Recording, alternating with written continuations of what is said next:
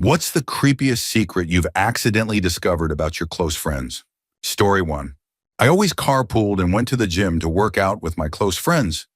We have electronic lockers that require a 4-digit code, and my password happens to be my birth date, November 21st. So 1121 is my code. After finishing my workout, I accidentally opened my friend's locker instead of mine. I asked him why his password was my birth date. He looked a little embarrassed and brushed it off. Later, I went on Facebook to check if anyone else had the same birth date as me. Stephanie, my friend's high school crush, had the same birth date. My friend is now 21 years old, and as far as I know, he lost contact with her over 3 years ago. Turns out, all of his 4-digit passwords, including his ATM PIN, are the same. His crush's birth date. Story 2. A few months ago, I introduced a friend to Reddit, and something awkward happened. We were using her laptop when she went to type something in the search bar. Before she even started, a list of her previous search queries popped up. Some of the things that appeared included some very explicit searches. But the one that I believe will forever be impossible to unsee was, let's just say, something involving an orangutan in a way I never needed to know existed. We just sat there in silence for a few seconds until she quickly typed something in to cover it up. Then she turned to me, without really making eye contact, and awkwardly laughed, saying, "Whoa, what was all that?" Ha. Feeling uncomfortable, all I could say was, "I don't know. Sometimes weird stuff just pops up here." We never spoke about it again. Except now, whenever I need an insult, I jokingly call people a ridiculous phrase inspired by that moment. Story 3. Not a friend per se, but a teacher I became close to. About 5 years ago, a high school student in my town committed a horrific crime. He brutally took the life of a young boy on a path in their neighborhood. He was arrested, convicted, and sentenced. A couple of years later, I had this amazing geometry teacher in high school. She was super cool, and I really loved her class. Sometimes we'd chat outside of school. But one thing I noticed was that she would randomly be absent a lot throughout the year, never giving explanations. Towards the end of that school year, I found out something shocking. My geometry teacher was the mother of the boy who committed that crime years before. The reason for her absences? She was going through the appeal process for her son's case. It completely changed the way I saw her life. Story 4.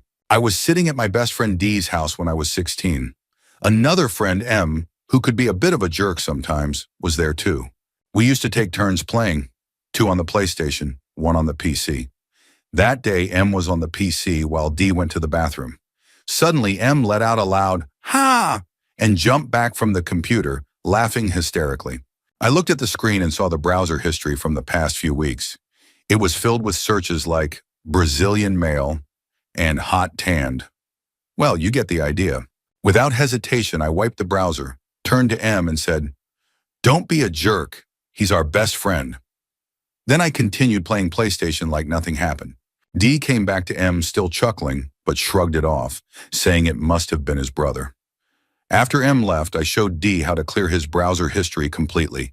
I also told him that we'd been best friends since we were 6, and nothing about what he was into would ever change that. 2 years later, he came out. I was the last of his friends to find out. When he got kicked out, I helped him move his stuff and visited him when I could. Now he won't have anything to do with me.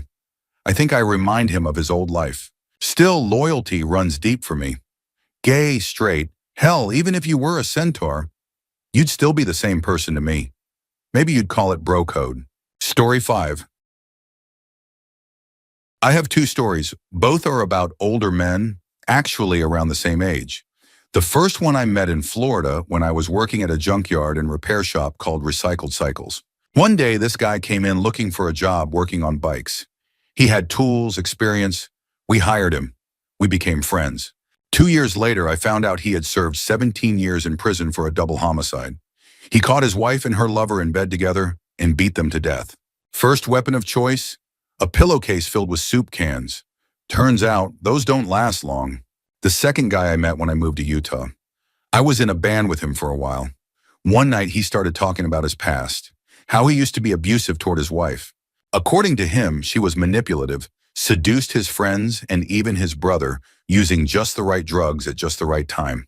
It all ended the night he snapped. In a fit of rage mid-argument, he stormed downstairs, fully intending to end her life with an axe handle.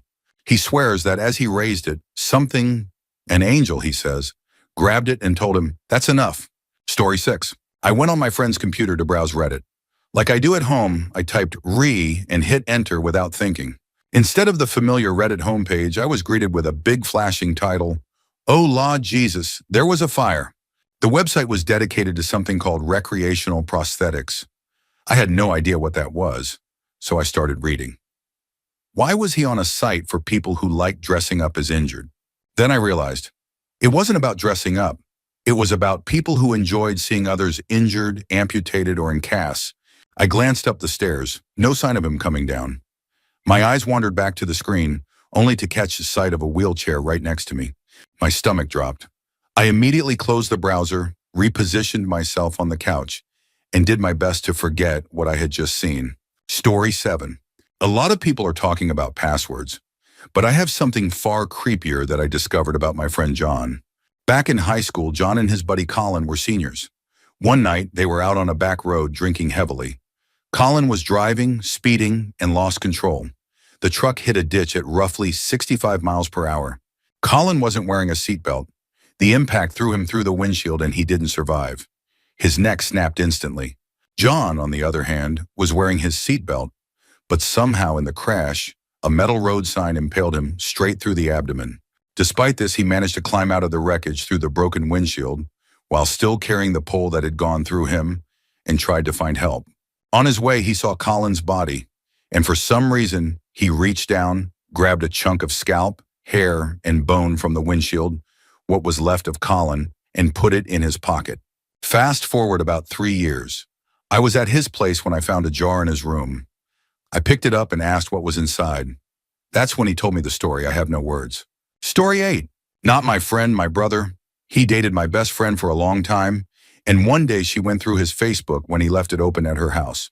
She found a conversation with a girl where he was talking about breaking his leg on a mountain biking trip in Colorado and his upcoming trip to India with the Peace Corps. This was interesting because my brother had never broken a bone, never been to Colorado or India, and was definitely not in the Peace Corps. Even stranger was that the girl he was chatting with was one of his former campers. He had worked as a counselor at a summer adventure camp. So not only was he lying about everything in his life, but he was doing it to impress a 16-year-old girl while he was 20 and in a relationship. She never told him she saw the messages, and I never let on that I knew about it. But I think it's extremely unsettling. I also wonder how many other wild stories he's made up to impress people. Story 9. I used to have a roommate who was socially awkward and sometimes very annoying, but overall he seemed like a regular guy. He was a devoted Christian and never completely accepted the fact that I was an atheist, but he didn't make a big issue out of it. However, when I was away for 2 weeks, I came back a day earlier than expected and discovered something disturbing. He had been sleeping in my bed the entire time and only using my desk for his work. Later, I found out why. He believed my belongings needed to be cleansed of evil spirits. It got worse. I learned that he had placed a huge cross under my mattress, sprinkled holy water on my bed, and even invited some priest friends over to pray for my soul. But that wasn't even the most unsettling part. The next morning, the police burst into our room and took him in for questioning. It turned out that this good Christian guy had been accused of a violent crime, assaulting and murdering an elderly man. And knowing that I was gay, he tried to pin it on me. He was eventually released, and I had no choice but to continue living with him for the rest of the semester. Those were the worst months of my life. Story 10. Let me give you all some advice. Never under any circumstances look at someone's browser history. I know what you're thinking. Uncle Lettuce, it's just so tempting. But here's what I say to you. Have some self-control, Timmy. Trust me, you don't want to know. So picture this.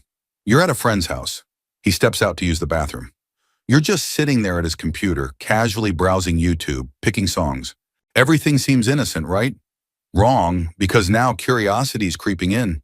You're about to check his history. Maybe he's that one friend who isn't great with computers. The one who always calls you to ask how to reset his Wi-Fi router. You click. You skim past the YouTube and Facebook links. Then, bam, there it is. You're staring at something you can't unsee, something that changes everything. Let's just say some things are better left unknown. Story 11. This isn't just creepy, it's terrifying. I found out my best friend used to work for the Serbian government in ways I never expected. I always knew she was tough, and I never wanted to be on her bad side, but when I learned the truth, I almost lost it. I've been shooting with her multiple times, and she's incredibly skilled with firearms. The second time we went, I made a comment about how good she was, and she just shrugged, saying her dad used to take her shooting a lot. One time, she vanished for 4 days. No one knew where she had gone. Her husband, oddly calm, just kept saying, "I have no idea where she is, but she'll be back. Don't worry."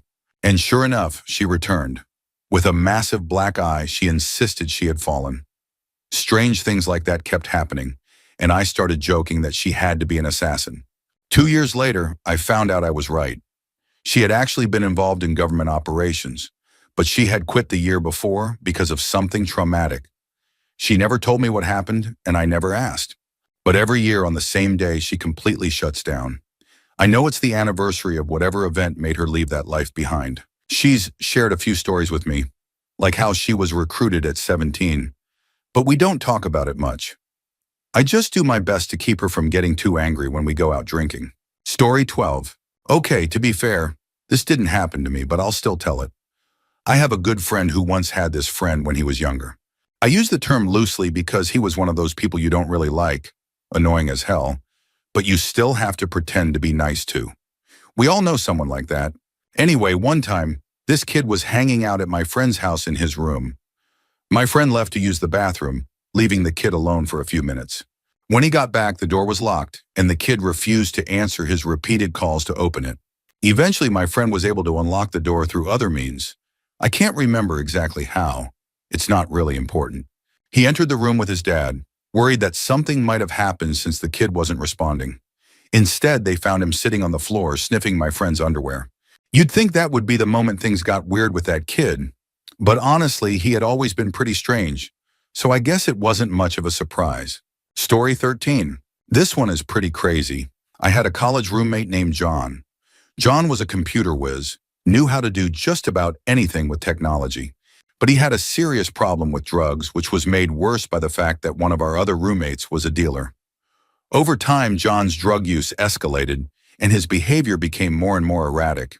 At one point, he drank 3 bottles of cough syrup in an attempt to reach what he called the Sigma plateau of tripping, but that's a story for another day. As he spiraled deeper into addiction, things got worse. He owed our drug-dealing roommate a lot of money, and toward the end of our time living with him, we ended up covering his portion of the rent for the last 2 months because he was completely broke. At some point, he stopped going to class altogether and eventually failed out. Then one day, he just disappeared. No warning, no explanation. He was just gone. The weirdest part, he left all of his belongings behind. Since he owed thousands at that point, our dealer roommate took his stuff as collateral. The only thing of real value was his computer, which he ended up selling to another guy who was also pretty good with computers. A few days later, we got a call from that guy. He told us that John's computer was filled with disturbing content, so disturbing that he immediately destroyed the hard drive out of fear of getting in trouble. After hearing what was on it, we seriously considered calling the cops. We never heard from John again. Story 14. Sigh. I really don't like remembering this, but here goes. About 2 years ago, I had 2 very close friends, a guy and a girl. The guy was my housemate, and the girl was like family to me. I'm a gay man, so it was that kind of bond. We did everything together, and life was good. Then one night, I got drunk with the girl, let's call her Sally, and she told me that she had slept with Oliver, my housemate. I'm pretty open-minded when it comes to that stuff, so I just asked, "That's cool, are you guys an item now? Or was it just a one-time thing?" That's when she told me something that made my blood run cold. She explained that one night, she got extremely drunk at our house and passed out on the couch. I remember that night. I had even made sure to put her on her side. But what she told me next made me freeze. She woke up in Oliver's bed with only broken memories of being carried upstairs, and then what she vaguely recalled as our yes. At that moment, I went completely silent. I didn't care if they had been together, if it had been mutual. But that's not what happened. He had been with her while she was unconscious. I walked outside, still eerily calm, and punched a hole through my neighbor's iron fence. Then I came back in, hand covered in blood, and told Sally that I was going to end him the next time I saw him. Sally saw how furious I was and made me swear never to say a word about it, to Oliver or anyone else. The three of us were at the center of a larger friend group, and she was terrified that if the truth got out, it would destroy everything. Worse, she feared that somehow she would be the one blamed. I kept trying to remind her that what he did was unforgivable, that he should be behind bars. But she was firm. If I ever spoke about it, she would cut me out of her life completely. And I loved this girl like any gay guy loves his best friend. The thought of losing her was unbearable. So for the next month, I had to live under the same roof as him, knowing what he had done. Eventually, I couldn't take it anymore. I left, not just the house, but the country. It was the only way I saw out of the situation. I still keep in touch with Sally. This is the first time I've ever told anyone this story. Story 15. I had a school buddy with whom I shared an interest in weapons. This led to many hunting trips, and we had a lot of fun drinking beers and doing the usual manly stuff. One day we stumbled across the local dump where we saw a couple of really mangy-looking dogs that had clearly had a hard life and were in a terrible state. He suggested we put them out of their misery, and I reluctantly agreed, thinking it would be the more humane thing to do. At the time, I didn't give it much thought. That changed when I visited his place a while later, and he showed me something he was particularly proud of. He had a calendar with markings all over it. He mentioned something about it being his trophy calendar, so I assumed it was where he recorded all his hunting trips. I was right, but not in the way I expected. This calendar documented all his kills, whether from hunting trips or not. Chipmunks and random vermin? Yes. Local cattle and farm animals? Yes. Neighborhood dogs and cats? Yes. After realizing this, I cut off contact. I wanted no part in it. I was a sport hunter, nothing more. But a while later, I ran into him in another county, and he invited me to a local gun show. Even though I wasn't comfortable with his calendar, he claimed he had stopped. And since he always had great weapons and was fun to be around, I figured it would be fine. He was great with a crossbow and skilled with a variety of rifles. Unfortunately, that unsettling side of him resurfaced. He would sometimes boast about his conquests or talk about how easy it would be to get away with murder, analyzing what killers did wrong based on books he had read about serial killers. I was ashamed to admit it, but I turned a blind eye. A couple of years later, I was reading the newspaper when I came across an article about several unsolved murders in the area. A few days after that, a report aired on the news. I was torn up inside. I had always valued loyalty, but there comes a point where that loyalty has limits. I contacted the authorities who put him under surveillance and asked me to gather some incriminating evidence. I felt sick to my stomach knowing I had once called this person a friend. Thankfully, he was sentenced to 5 consecutive terms of 30 years to life, though there were rumors that he was linked to a total of 11 murders. He later died in prison from cancer. Story 16. I'm pretty close with my boyfriend's brother. For some boring logistical reasons, my boyfriend and I had to pack up his stuff. Stupidly, I volunteered to do his closet. You'd think I would have learned my lesson after the time my friend's dad found her vibrator, but nope. I found 6 blow-up dolls. 6. I mean, sure, in the grand scheme of things, it's not the creepiest thing in the world. But still, now I know that my socially awkward friend owns 6 blow-up dolls, and they were all designed to look like Asian women. I get the appeal of fleshlights and tengas, but floppy, poorly made blow-up dolls that don't even resemble real women? Yeah, I wasn't cool with that. I tried not to look too closely, but those boxes weren't exactly subtle. Considering the other options for packing his closet were his brother, his mother, one of his sisters, or his niece, I figured I was the best person to keep that secret. Now every time I see him, it's awkward as hell. I'm sure he wonders who knows about the dolls. I put them at the bottom of a large box and covered them all with towels. But crap, he's totally going to unpack that box in front of everyone, isn't he? Story 17. When I was a freshman in high school, I had this on and off relationship with a boy named Sean. We went back and forth until my sophomore year, but eventually he cheated on me, and I ended it for good. When we were together, things were great. He was sweet and funny, but ultimately, he just wasn't the right person for me. The only real downside to being with him was his brother. Sean's older brother was a compulsive liar, and my best friend had a serious crush on him until I told her the truth. He would lie about the most pointless things, like claiming he was from Japan and adopted, even though he was clearly Caucasian. I knew for a fact he had been born in the US, since I was dating his brother. But beyond the lying, he was also violent and jealous. He always gave me a serious case of the creeps.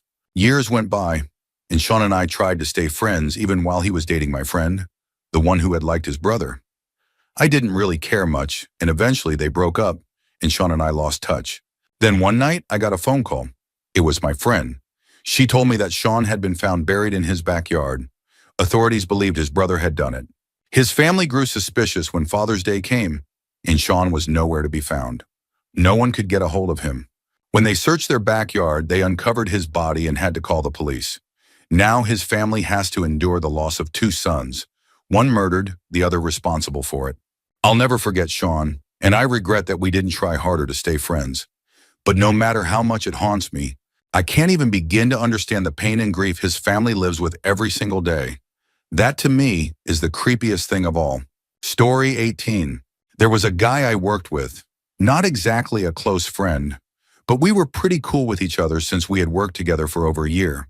The day he started, one of my coworkers mentioned that she had heard he had been in prison for accidentally causing a child's death. At first, I was hesitant to talk to him, but over time we became friendly. I figured he had served his time for what I assumed was a tragic accident. A few months later, I was drinking at home with some friends when, on a whim, I decided to Google his name.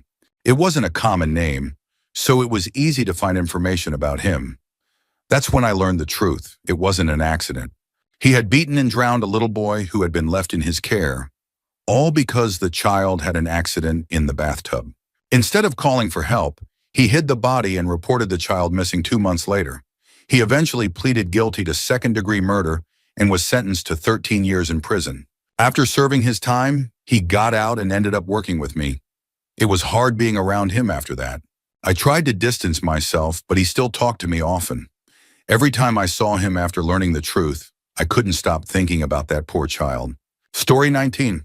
Back in high school, there was a guy in our group of friends who suddenly dropped out without warning.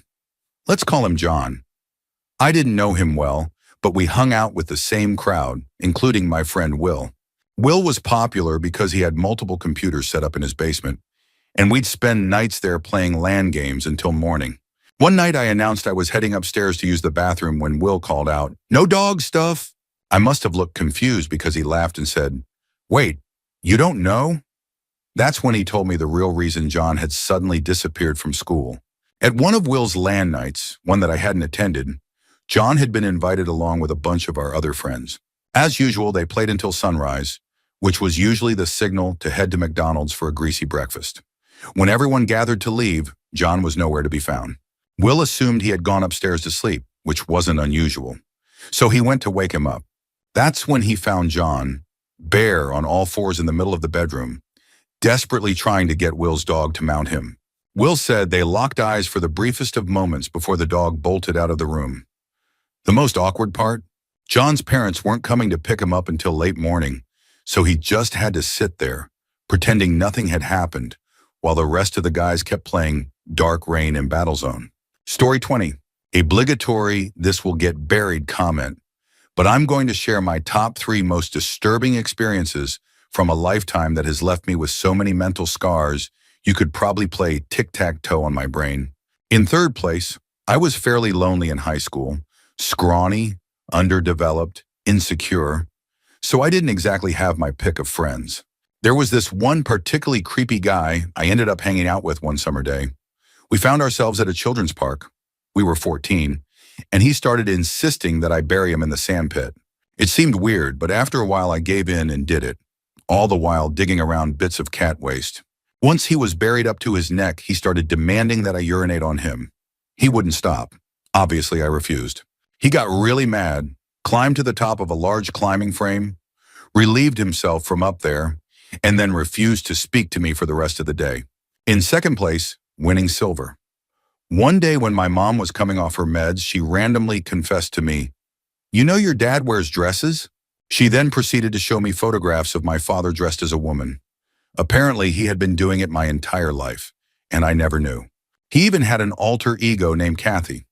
That's just not the kind of revelation you need to deal with at 13. And in first place, for things I found out about people that really messed me up, One day, out of the blue, my foster father confided in me that my younger brother used to let our family dog, the dog I had grown up with and considered my best friend, lick him clean after he went to the bathroom. I wish my foster father had never told me that. My relationship with my brother deteriorated quickly after that, as relationships tend to when you find out you've unknowingly had the other person's mess on your face. To this day, I've never let a dog lick my face again. Story 21. When I was in college, my roommate disappeared for a few days, but everyone assumed he had just gone home. One night I came back from class, and he was sitting in our darkened room, mumbling to himself. He had a black eye and kept saying he was going to have a guy's ear cut off. He looked at me and told me that his uncle was going to take this guy's ear and bring it to him. He kept repeating it over and over again, which seriously freaked me out. At first, he said he got into a fight with his ex-girlfriend's boyfriend, but a few days later he changed his story and claimed he had been attacked while trying to buy weed from a guy down the street. After a couple of days, he packed up and left for the semester. I never had the nerve to ask him about it again. The final twist to the story happened a few days after he left. I went to a deli that my roommate used to visit often. As I was leaving, a man outside asked me if I could give him a ride. He told me he had forgotten his check and that he lived just down the street. He pointed toward what I knew was a secluded wooded area. The scary part isn't that I said no, it's that, for a brief moment, I almost said yes. As I drove away, I glanced back and saw the look on his face. There was something cold and malevolent in his eyes. I have no doubt that he intended to rob me, or worse. In fact, I'm convinced he was the same guy who had attacked my roommate and traumatized him. Looking back, I truly believe this guy was targeting college students near that deli. Thankfully, my roommate was always one of the nicest people and eventually sorted his life out. He came back to school and moved on. But to this day, I still wonder how close I came to something truly dangerous that night. Story 22. I'm pretty sure one of my friends tried to do something inappropriate to me while I was asleep. I should mention up front that I'm a guy. It was really dark, and I was staying at his place on the couch for the night. At some point, I woke up to a weird sensation on my face. Mind you, I was still groggy from just waking up, but I saw him slowly backing away. It was suspicious enough that it stuck in my mind. I'm pretty sure he was trying to do something disturbing. At the time, I felt profound confusion. I don't think I even fully made the connection until about a year later, because if I had, I probably would have gotten up and beaten the hell out of him. Instead, I just got up, washed my face, got a drink, and went back to sleep. The next morning, he wasn't acting strangely or anything, and it was business as usual. To this day, the whole thing still confuses me. I don't talk to the guy anymore, and even if I did, I obviously couldn't just ask, "Hey, did you try to do something weird to me that one time?" So now I'm stuck with this half memory and no closure. Story 23. I'm probably late to this, so this will likely get buried, but I have a truly unsettling one. Back in the early 2000s, I became good friends with a guy named Nick through a local street racing forum. We hung out regularly, and I ended up getting close to a bunch of his other friends as well. He always seemed like a relatively normal dude, until 2008, when he made some vague comments about possibly moving to another state to work for his uncle. 2 weeks later, he vanished. None of our mutual friends had any idea where he went, so I decided to Google his full name. The very first result was a recent news article. It turns out that Nick had just been sentenced to 7 years in federal prison for possession of illegal materials. His house, his parents' house actually, had been raided by federal agents back in 2004 as part of an investigation into an interstate crime ring. Authorities had seized his computers, but somehow he had managed to keep this a secret from all of us for years. His family must have known, but they never said a word. A couple of months after I found the article, I actually got a call from his sister. He was still being held in a local detention center, awaiting transfer to federal prison, and she was trying to get his friends to fill out paperwork so they could visit him. I politely declined. That was way too disturbing for me. Story 24. An ex-friend of mine spent years insisting he was straight, though in high school, his bedroom walls were covered in Britney Spears posters. We had a mutual friend who was somewhat attractive and had once admitted to being bisexual, though later he distanced himself from that label. Around senior prom, I casually mentioned that I wouldn't mind messing around with him if his preferences still leaned that way. It was late, we were drunk, he politely declined, I apologized for the awkwardness, and that was that. At least, that's what I thought. The three of us had originally planned a summer trip to Florida, but I later found out I had been aggressively excluded from the plans because the attractive guy didn't want anything to do with me after my admission. That sucked, and I was hurt, but I moved on. After all, I figured I'd never see him again once college started. Meanwhile, the guy with the Spears posters had apparently been doing some soul-searching. Turns out he did like guys after all. I found him on a dating site years later, though to my knowledge, he's still not out. I never reached out to him, especially after what I found out next. He and the attractive guy started hanging out more and more, though strictly as friends, since the latter had grown increasingly homophobic over the years. One night, while they were sharing a bed, the Spears guy decided to explore his sleeping friend. He leaned over and got handsy, ultimately reaching into his underwear and touching him while he slept. The only reason nothing worse happened was because of a very common biological reaction. Guys sometimes experience that kind of thing while asleep, and the Spears guy took advantage of it. The entire situation was beyond creepy, but his friend never woke up. Now, if I were a messed up opportunist like Spears guy, I'd at least have the sense to keep my mouth shut about what I did. But no, he actually told the attractive guy about it later, hoping it would lead to something more. Boom, just like that, another guy shoved out of his life. I understood it this time. He had violated someone. All I had done was make a drunk proposition, and I got cut off. This was on another level entirely. The most bizarre part? Spears guy told me about all of this like he was the victim, as if it was his feelings that had been hurt and not the guy he had completely disrespected. I told our other friends, and we all agreed. It was one of the creepiest things we'd ever heard. None of us talked to him anymore. Mostly it was just the natural effect of college sending us in different directions. But even now, whenever we do get together, we always spend at least 5 minutes laughing about that time one of our old friends violated someone and somehow thought he was the one who had been wronged. Story 25. My best friend in high school lived near the school, so we used to sneak out and eat lunch at his house about 3 times a week. His sister was 2 years older and in college. Depending on her class schedule, she was around a lot, and we would flirt relentlessly. She was attractive, and I knew she had dated some older guys I was familiar with. She and my friend were very close. Their parents were almost never home. The summer after we graduated, I spent a lot of time at their house. She knew I was on a desperate mission to lose my virginity. One day I dropped by looking for my friend, and she answered the door. "He's not here. Come on in," she said. About an hour later, we had gone from flirting to having S on the couch in their rec room. It was great, it lasted a while, and just as I finished, I heard a noise. I turned my head and saw my best friend standing in the opposite corner of the room, pants unzipped, hand inside them. I panicked, but she remained completely calm. "No, it's okay. Don't worry about it. We're really close," she said. And in that moment, it all clicked. It was obvious once I thought about it. They had been sleeping together. I never found out whether he had been there the whole time or if he had walked in and surprised us. I suspect the latter. The part that disturbed me most wasn't the incest. It was the fact that she was completely fine with him watching. It freaked me out for a while, but I eventually moved past it. Clearly, it didn't bother me too much because I kept hooking up with her for the next 6 months after my friend left for college. Now she lives far away, and we haven't seen each other in years, but we still keep in touch through Facebook. Story 26. I had a friend, let's call him Brian. Brian was my neighbor across the street, and I would go over all the time to babysit his younger brothers and hang out with him. I was such a regular at his house that I didn't even have to knock. I spent the night there multiple times, and we were as close as friends could get. One day he came over and installed a keylogger on my parents' computer so I could get the password for the internet. My parents were pretty strict about it. Well, my parents found it. They told his parents, who then searched his computer for any malicious programs. What they found was horrifying, a massive collection of child pornography. It freaked me out. This was my best friend. There was no way he could be that kind of person. But he was, not only that, but he had a bizarre fetish. He liked to wear diapers and pretend he was a baby. When my mom told me about it, I nearly vomited. Needless to say, we didn't hang out anymore after that.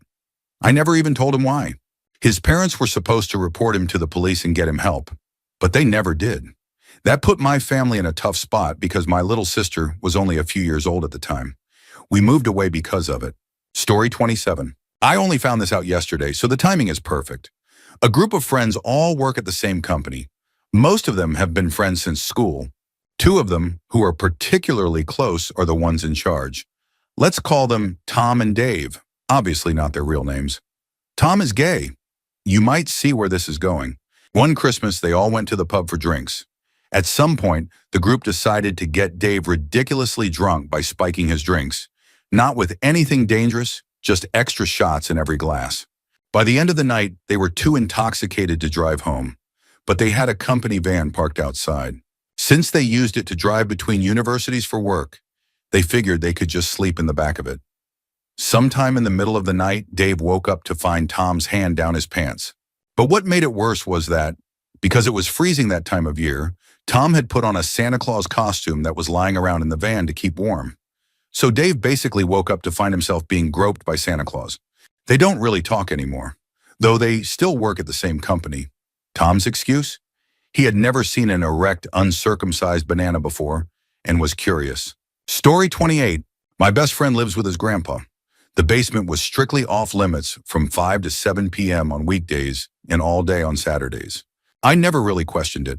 In high school, he almost always had the house to himself because his grandparents were off in Vegas, Atlantic City, or anywhere with casinos. About 3 years ago, we were playing GTA 4 and wanted to look up cheat codes.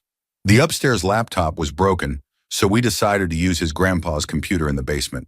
That's when we saw them. Sheets of paper scattered everywhere, filled with names, dollar amounts, and red and black ink marking winners and losers.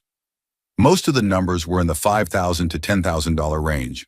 Turns out his grandpa is a high-level bookie with connections all over the country, rich businessmen, casino figures, and some shady characters.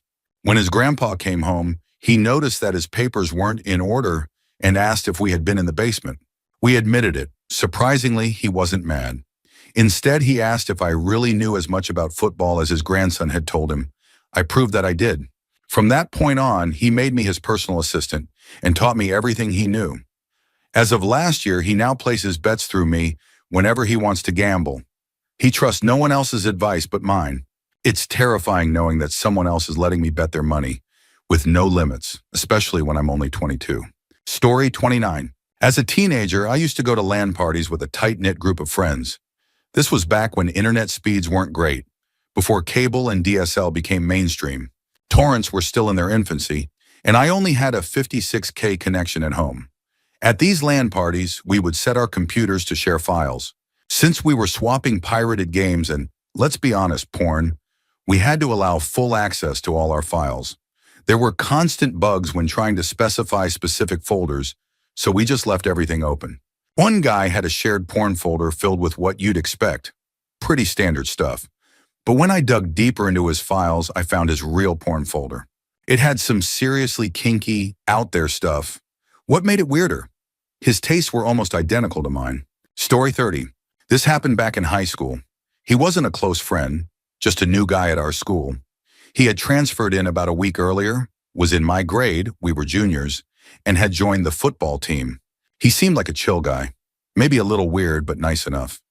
That first Saturday of the school year, my friend threw a huge party and he came. A new girl passed out and the two of us stayed with her to make sure she was okay. I was really drunk and in my usual joking way said something like, "Don't be creepy, man. Don't try anything weird." He spent the whole night by her side, taking care of her while she puked and passed in and out of consciousness. I was honestly impressed. The next day, I told everyone he was a good guy for looking out for her. Then my friend pulled me aside and told me the truth. At some point in the night, he had actually tried to assault her. Someone walked in just in time and stopped him before anything happened. I never talked to him again, and he was never invited to anything we did after that. Story 31. Many years ago, I was a security guard for a small, low-budget security company doing patrol routes in the East End of Ottawa. I made friends with another guard. Let's just call him Mr. Parrish. We became good friends and spent many hours over 6 months sitting in a Tim Hortons, chatting about all sorts of things, including his girlfriend, whom he always bragged about.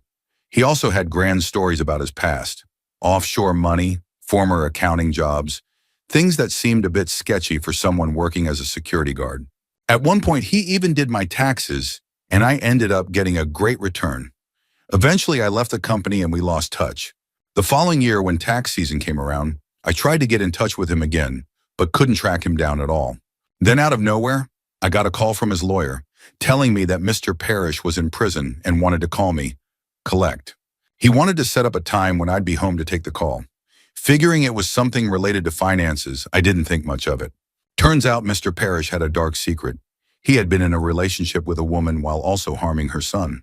When word got out and the mother was about to expose him, he decided to scare her into silence by setting her house on fire. What he didn't know was that the entire family was inside at the time. The mother managed to escape, but her son and daughter weren't so lucky. As of now, he's in prison, serving time for arson and double homicide. Story 32. Back in my high school years, I attended a Wednesday night Bible study. One night, a friend brought along a guest who was an artist. He had brought some of his craft paper projects and posted one on the wall. Light and dark blue strips cut in wavy lines with some scribbling at the top. After welcoming him to the group, the youth pastor asked about the artwork. The guy explained, "It's a beautiful woman lying on a beach with her Bible, reading the word and praising God." The pastor just nodded and said, "Oh, okay, that's awesome," before moving on with the study. He attended a few more meetings, and then we never saw him again. Some time passed, and I asked one of the girls from the group what had happened to him. She told me he had gone to prison, not long after he started attending our church, for beating his parents to death. Story 33. My friend had a small safe in his bedroom. I never thought much of it. One time I asked him what was inside, and he just shrugged it off, saying it held his birth certificate, personal documents, and other important papers. End of story. Fast forward 2 or 3 years. I was over at his house for the weekend. While he was outside helping his dad with one of the vehicles, I was sitting in his room alone. At one point, I accidentally bumped into the entertainment center where the safe was placed. The door slowly creaked open. I realized it hadn't been fully shut. Curiosity got the best of me, so I opened it all the way. Inside were about 3 Ziploc bags filled with a thick, cloudy substance. One of the bags was nearly full, and unfortunately, I knew exactly what it was. I will never forget it, though I tried. I tried desperately to erase it from my memory.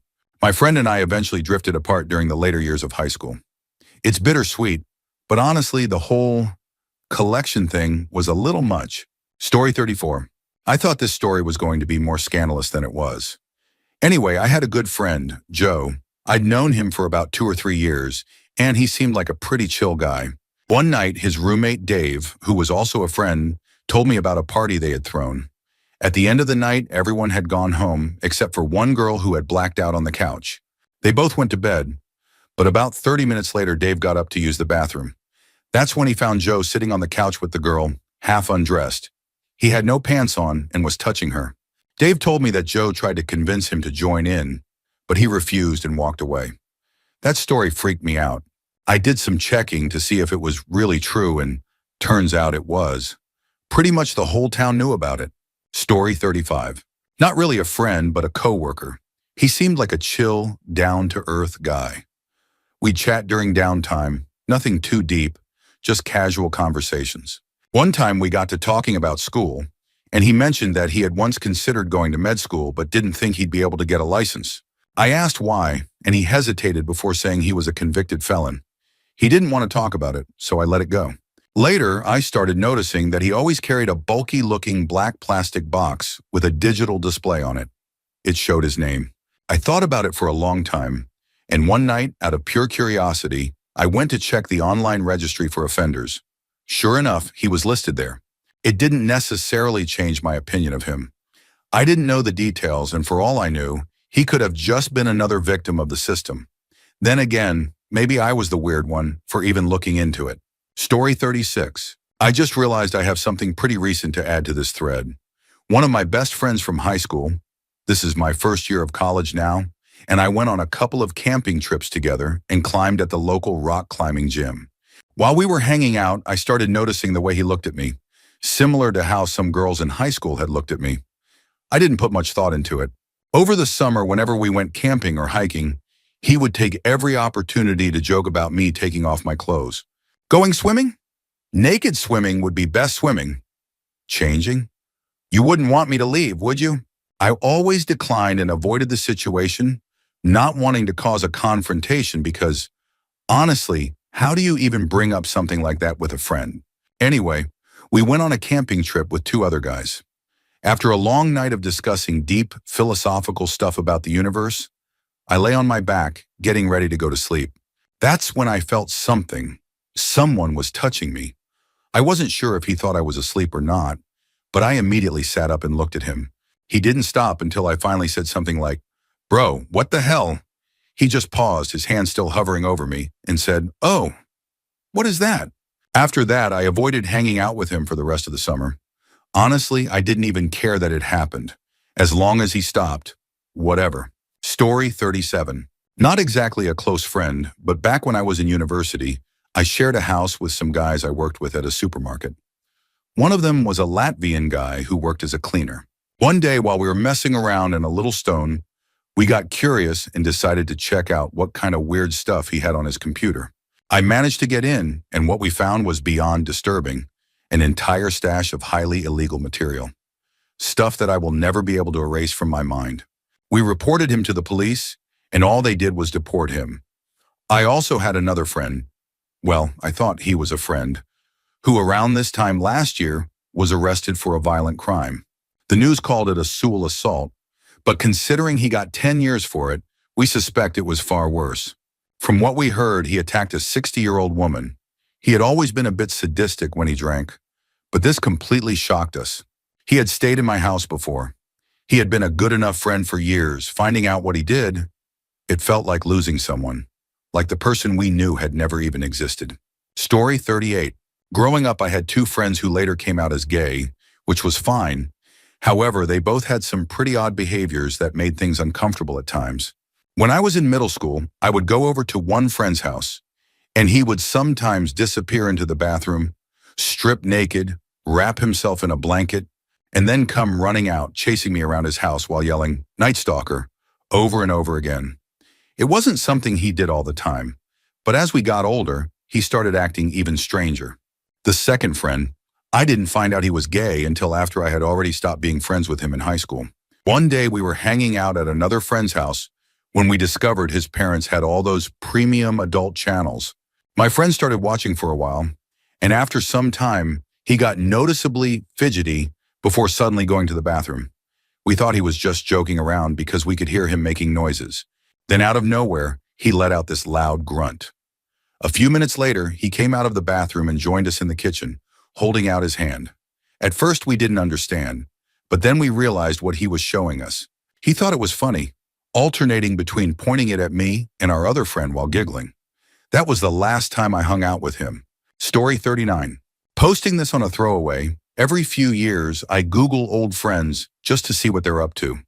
Most of the time, I don't find much. Maybe a Twitter profile or a product review. But about a year ago, I came across a friend's name in a newspaper article from his hometown. He had been arrested on suspicion of trying to lure children on their way home from school. At first, I thought maybe it was some misunderstanding, until I read that he had been wearing a mask. That's when everything started to click. There were always strange things about him that we brushed off. For some reason, he always liked having kids sit on his lap while he told stories. We never thought much of it. He was just a big kid himself. Then there were the times he accidentally walked into rooms where kids were changing. At the time, we thought he was just being careless. Now, I'm not so sure. Maybe I'm reading too much into it. But after seeing that article, I decided to tell some mutual friends, especially those with children, so they could decide for themselves. Since then, he has tried calling me a few times, but I don't answer. I removed him from Facebook and blocked his number. I want nothing to do with him. Story 40. This guy wasn't one of my close friends, just someone I knew from high school. One of those completely average kids with nothing particularly distinguishing about him. He didn't play sports, wasn't popular, but wasn't really unpopular either. Just an ordinary guy. About 2 years after I graduated, I ran into another guy from high school while we were both applying for a job. We started catching up, and then he asked if I had heard about this first guy. Turns out, back in our freshman year, he had assaulted a 4-year-old girl he was babysitting. The girl had just told her parents about it that year. A 4-year-old. It messed with my head to think that the entire time I had known this guy, this completely unremarkable, normal-seeming person, he had actually done something so horrific. I followed the case, and the worst part? He never even had to register as an offender.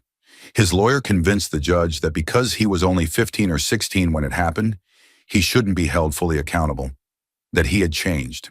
And maybe logically, I could believe that it was the result of a 15-year-old kid making a terrible, twisted mistake, and that maybe he wouldn't ever do something like that again.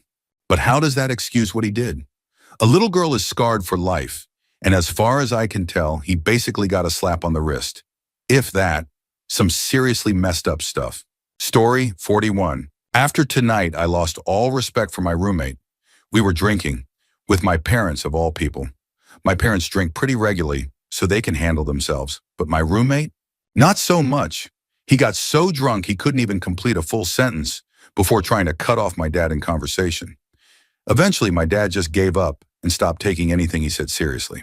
After he was completely belligerent and basically blacked out, he somehow convinced us to go to the local bars. He did manage to get us in for free, but from that point on, it was all downhill. He was so wasted he could barely walk straight. On our way back to my car, he got caught behind a man using a mobility aid and nearly shoved the poor guy into oncoming traffic. After we finally got past that near disaster, we got closer to my car, only for him to faceplant onto the pavement. Multiple times. By the time he got up, he was bleeding heavily from several spots on his face. Then as soon as we got into my car, he wet himself. We made it home, and I offered him some water. He just spilled it all over himself and passed out. If that's not the definition of embarrassing, I don't know what is. I've been way too drunk before, sure, but never to the point where I wrecked my face on the pavement in multiple places while trying to get home. Story 42. I have a friend I've been close with for quite a few years. Some years ago, we were both very active in an online forum, and at the time, I was really into photography. I would post pictures of myself, my friends, my dog, my house, just about anything. I also took a lot of self-portraits, and he would regularly ask if I had anything new to share. He always framed it as being about the photography itself, complimenting the lighting, the angles, or the composition. One day, I was over at his place. While he was in the bathroom, I was setting up for us to watch a movie. That's when I noticed something strange. His DVD player had a disc inside, labeled with my name. I remember thinking, what the hell? Curious, I checked it out. What I found made my stomach drop. He had saved every single video I had ever posted, every photograph. He had a folder filled with favorite bits and pieces, cropped and edited into wallpapers. One wallpaper had only my eyes. Another had just my lips. Others focused on my neck. There were dozens of them, all carefully arranged into different folders. And then there was another folder, one filled with documents. I didn't have time to read them, but the titles alone were unsettling. I was frozen in disbelief. I couldn't wrap my head around it. Then I heard his voice behind me. "Oh," he said in the sweetest, most casual tone. "Do you like them?" Story 43. This one is unsettling. A male friend of mine was playing Never Have I Ever with some of our other friends. Up until that point, we all assumed he was straight. Then the game got to, I've never done anything with another guy. And to everyone's surprise, he took a drink. Naturally, people asked for details. Turns out, while sleeping over at another friend's house, he had decided without permission to engage in something intimate with his friend while he was asleep. The exact details are unclear, but what we do know is that the other guy was definitely unconscious when it started. Same friend, different incident. A couple of years ago, we used to have a lot of house parties. When things wound down, we'd crash at a friend's place. One night, several of my friends were asleep in the living room. This guy, our creepy friend, was asleep on the couch next to a mutual female friend. She woke up to the unsettling realization that he was using her hand to touch himself. Feeling deeply uncomfortable, she made it clear that she was awake. Instead of stopping, he simply got up, went to the bathroom to finish, and then went back to sleep like nothing had happened. I told her she should confront him, but she never did. To this day, we still hang out with him. None of us ever bring it up. I guess we just prefer to ignore it. Story 44.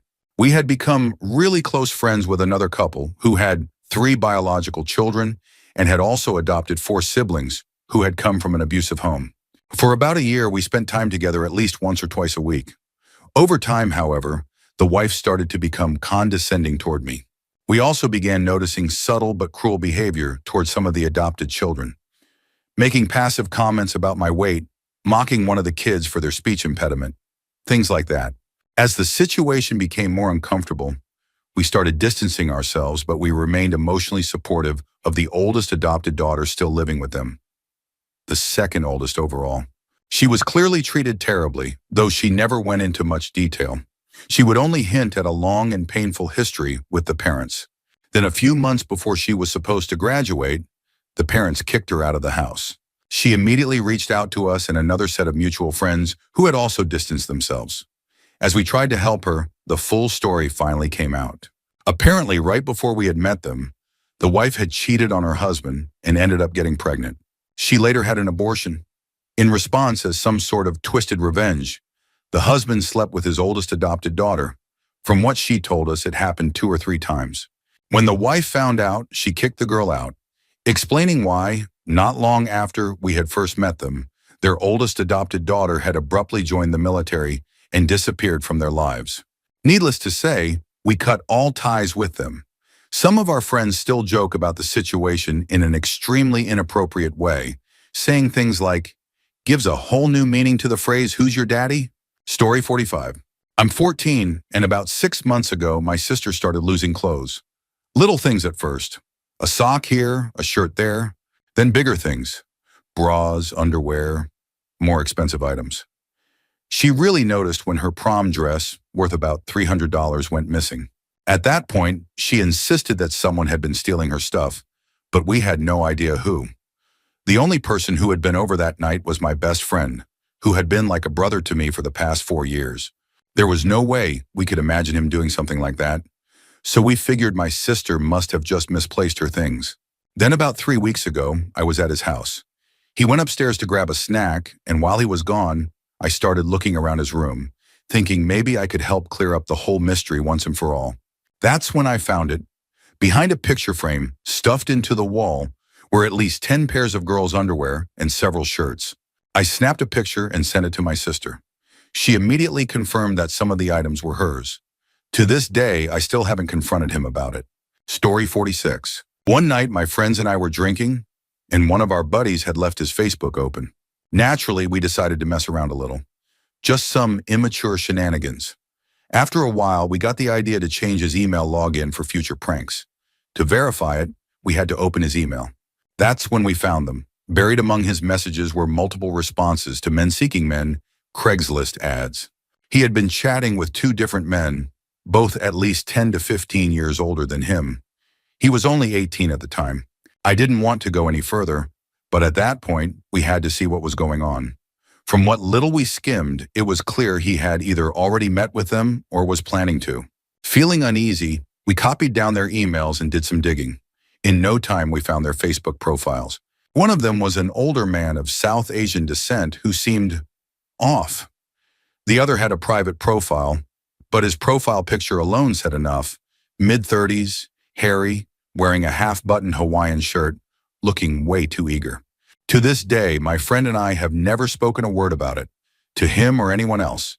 Yes, I know it was intrusive, and I felt guilty about seeing it, but after those subject lines popped up, I couldn't help but look. I fully respect privacy and people's personal lives, so I'll never bring it up to him.